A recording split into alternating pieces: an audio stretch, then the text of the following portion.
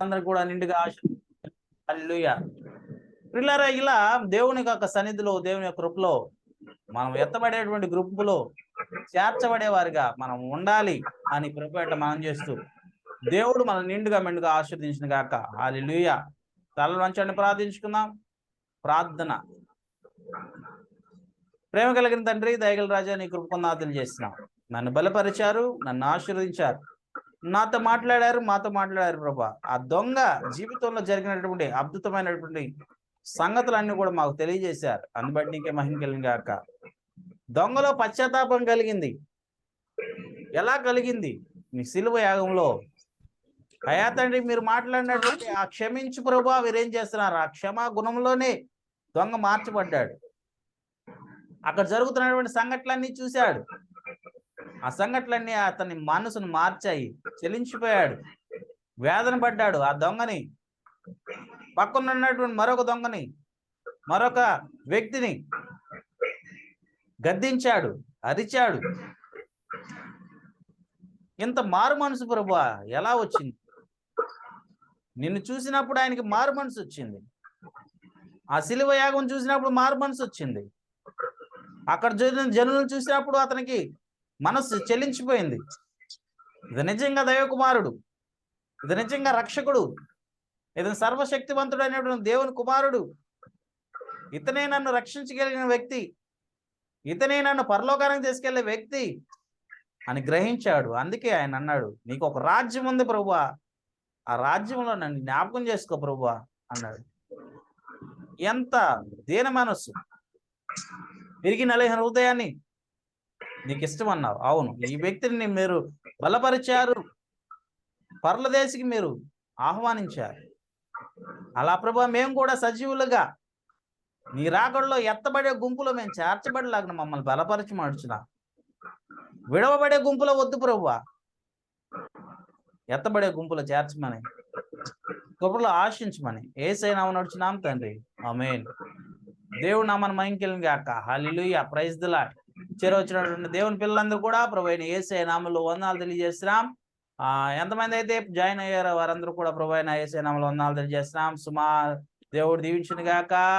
అలాగే కావ్య దేవుడు దీవించును గాక. అలాగే వాసు కాలంలో ఉన్నటువంటి సంఘం అంతా కూడా పాల్గొంది, కుటుంబ సభ్యులందరూ పాల్గొన్నారు, వారందరూ దీవించును గాక. అలాగే నాగరాజపల్లిలో ఉన్నటువంటి భార్య అయినటువంటి అరుణ, అలాగే బ్లెస్సీ, అలాగే బుజ్జాబాయి, వీళ్ళంతా కూడా చక్కగా పాల్గొన్నారు.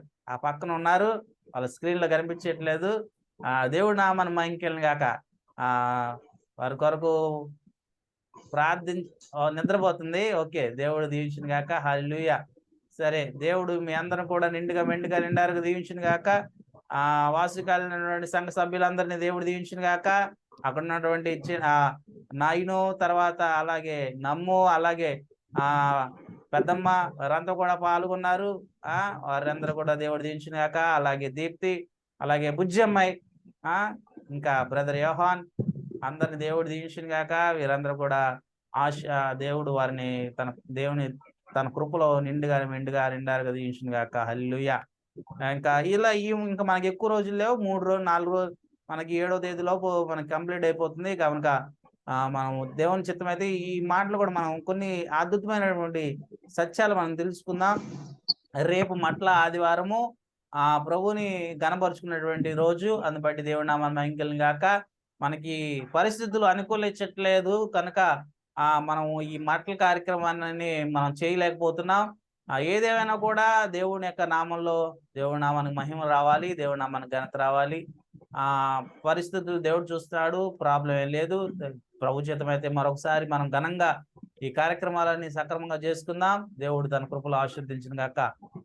బ్రదర్, ఇంకేమైనా ఉందా చెప్పాల్సింది? పరలోక ప్రార్థన చేయాలి.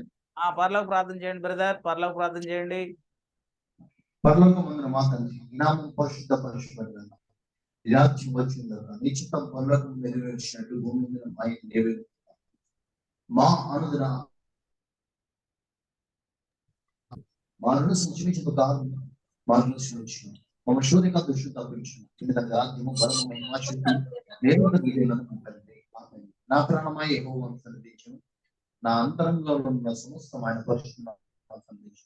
నా ప్రాణం ప్రభు యేసు సంధించు అని చేసిన దేవుడు ఆమె యెహోవా నా స్థితి నమోషుడు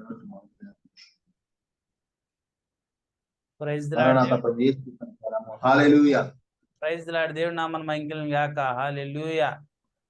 అందరూ సెలవు తీసుకుందాం. ప్రభు దీవించును గాక, తన కృపలో ఆశీర్వదించును గాక. హల్లెలూయా.